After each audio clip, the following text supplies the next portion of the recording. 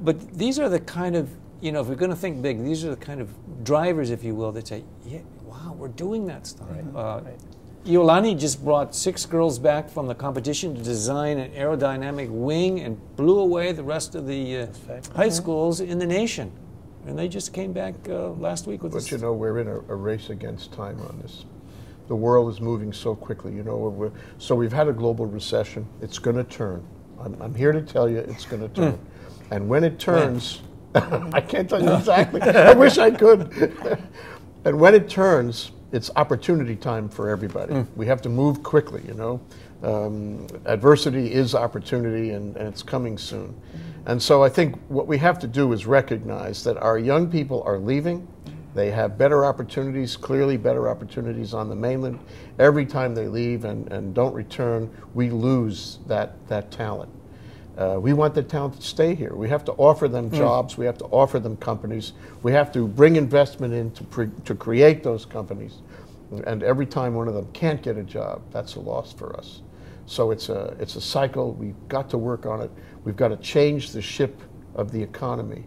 And we've got to incentivize those companies so that our children will stay here, will come back. It's a good summary of what 221 has begun to do, is to incentivize and change the ship. Speaking of ships, I want to bring out one of my most interesting legislation pieces that I'm following and speaking for, and that's the new aerospace tourism, or space tourism, space exploration.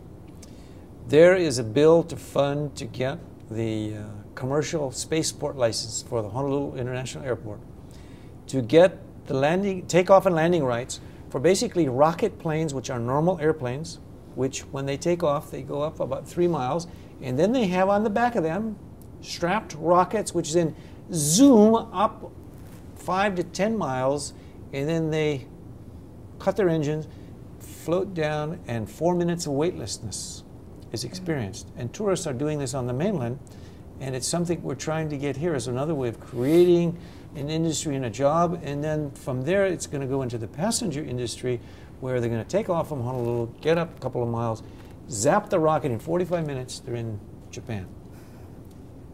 That's stuff of the future. When you said we got to keep up with things, when I heard about that, I said, Hawaii, you know, with all the tourism that we've got, space tourism is a natural, the same way that Mauna Kea and the whole astronomy is a natural together. You know, Gene, it's an image thing.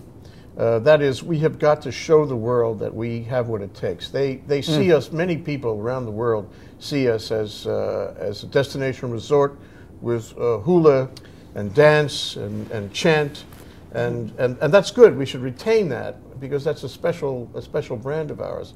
But we also have to show them that we're capable of the most advanced technology, that we are science-minded, that we are not backwater, that we can do amazing things as done everywhere else. There's no reason why we can't do that. But we have to broadcast that. We have to make that clear to everyone. Setting the heights and the expectations higher. I mean, we produce presidents out of some of our private schools. We produce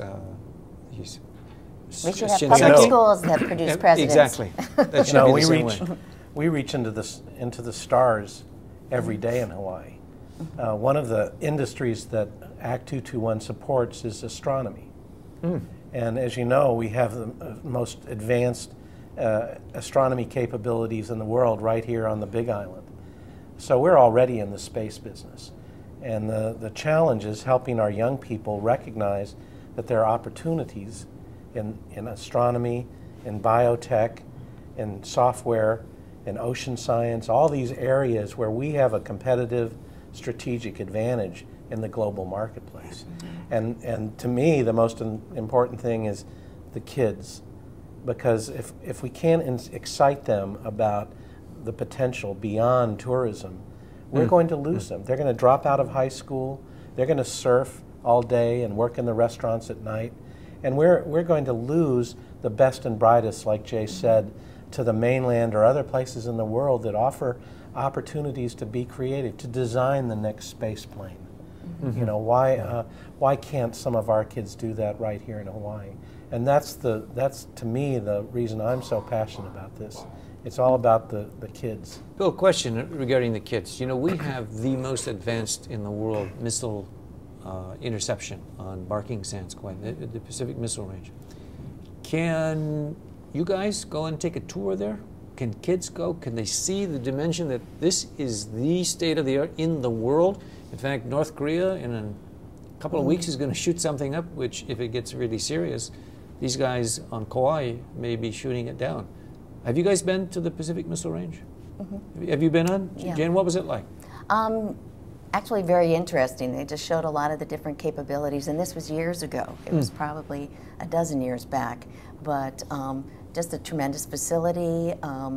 They just showed us some different capabilities. They didn't shoot any rockets while I was there. While you were there? You know, no.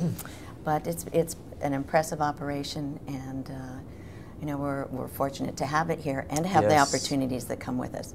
It's nice now that we have a local company that has a contract to run PMRF. Oh, so you're SBA Man of the Year or Entrepreneur of the Year? Different company, but it was an 8A contract.